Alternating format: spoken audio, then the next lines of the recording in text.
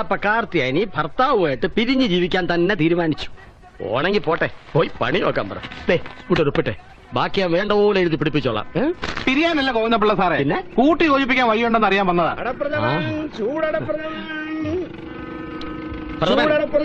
പ്രഥമൻ 3 ശരി.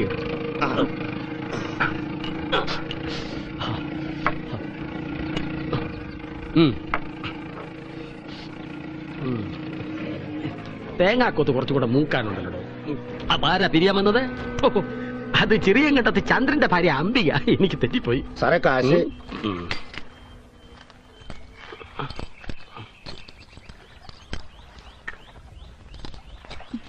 2 മതി. സാറേ ഇനി പോകിക്കോ, എന്റെ പെങ്ങള് കാശ് കൊടുത്തു. അയാൾ പോയോ? കാശ് കൊടുത്തു? അത് വേണ്ടായിരുന്നു.